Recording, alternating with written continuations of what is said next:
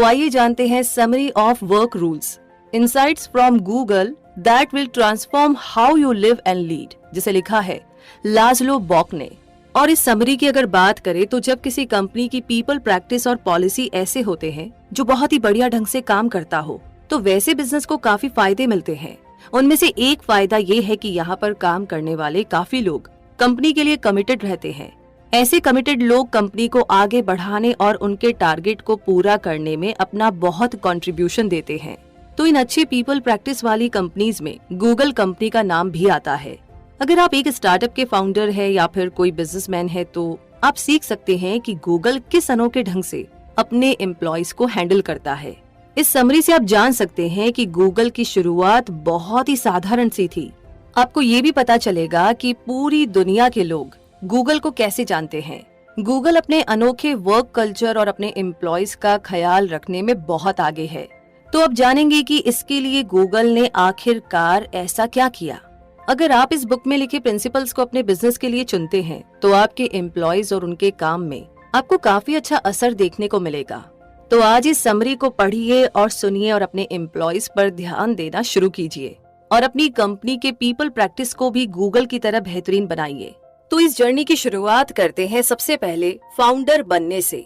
मतलब ये कि हर कहानी की कहीं ना कहीं से शुरुआत होती है। क्या आपको गूगल की शुरुआत की कहानी पता है? अगर नहीं तो आइए जानते हैं। गूगल के दो फाउंडर्स थे, लैरी पेज और सर्गेई ब्रिन। उन्होंने ही गूगल को शुरू किया था। स्टैनफोर्ड यूनिवर्सिटी के कैंपस टूर में दोनों की मुलाकात हुई थी। हालांकि दोनों ही अलग अलग बैकग्राउंड के थे, पर दोनों ने ही मिलकर गूगल को बनाया था। बचपन में दोनों ही मॉन्टेसरी स्कूल जाते थे, इसीलिए उनके आइडियाज भी इन्हीं मॉन्टेसरी स्कूल से इंस्पायर्ड था। उनका सपना सर्च इंजन बनाने के अलावा और भी बहुत कुछ करने का था। वे ये भी समझना चाहते थे कि एम्प्लॉयज को कैसा बर्ताव अच्छा लगता है। वे चाहते थे कि गूगल ऐसी जगह बने जहां पर काम करने का कोई मतलब हो और जहां इसके एम्प्लॉयज को अपने पैशन को फॉलो करने की खुली छूट हो। साथ ही यहाँ पर एम्प्लॉयज और उनकी फैमिली का हर तरीके से ख्याल रखा जाए। लेकिन सिर्फ गूगल ही एक ऐसी कंपनी नहीं थी जो अपने एम्प्लॉयज का ख्याल रखती थी। फोर्ड एंड हर्शीज कंपनी में भी अच्छे पीपल प्रैक्टिस की जाती थी, जिससे उसके एम्प्लॉयज खुश रहते थे। तो किसी कंपनी का फाउंडर बनना सिर्फ नाम के लिए नहीं होता। फाउंडर बनना एक एटीट्यूड है, एक सोच और नजरिया है। एक लीडर के तौर पर आपको सबके लिए अपॉर्चुनिटीज यानी कि अवसर तैयार करने चाहिए। अच्छे फाउंडर्स एक दूसरे की मदद करते हैं और उनके आगे बढ़ाने के लिए रास्ता बनाते हैं।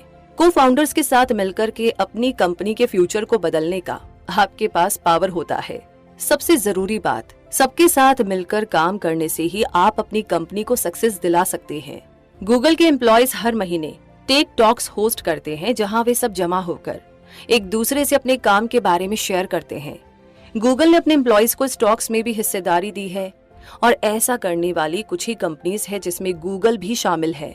गूगल की कोशिशों के कारण ही ज्यादा से ज्यादा औरतें कंप्यूटर साइंस में अपना इंटरेस्ट दिखा रही है और बढ़ावा देने के लिए गूगल ने अपने एम्प्लॉयज को उनके पेट यानी पालतू जानवरों को भी ऑफिस लाने की परमिशन दी है। कंपनी ने इसकी शुरुआत करने के लिए अपने 10 एम्प्लॉयज को चुना। गूगल अपने एम्प्लॉयज को फ्री खाना भी देने लगी, जिसकी शुरुआत उन्होंने फ्री ब्रेकफास्ट से की।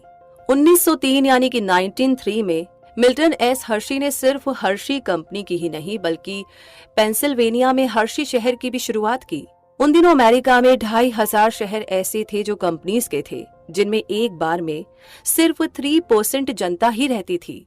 लेकिन मिल्टन एस हर्शी इन कंपनी शहरों से बिल्कुल अलग शहर बसाना चाहते थे, जहां सड़कों के दोनों तरफ पेड़ लगे हो, सिंगल या 2 फैमिली के एक साथ रहने के लिए ईंट के मकान बने हो, जिनके बहुत खूबसूरत लॉन हो।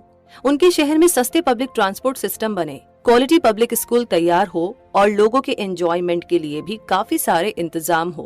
क्वालिटी पब्लिक स्कूल तैयार हुए और लोगों के एंजॉयमेंट के भी इंतजाम किए। कुछ कंपनीज के फाउंडर्स ने अपनी कंपनीज में बढ़िया पीपल प्रैक्टिस अपनाई, क्योंकि वे अपने एम्प्लॉयज को पैसे बनाने वाले रोबोट्स की तरह नहीं देखते थे। अपने एम्प्लॉयज को वैल्यू देने में ही उन्हें अपनी कंपनी का फायदा दिखा। एक कंपनी को सक्सेस दिलाने के लिए उसके फाउंडर्स को अपने एम्प्लॉयज को फलने फूलने और पनपने का मौका देना चाहिए। साथ ही उनकी जरूरतों का भी ख्याल रखना चाहिए।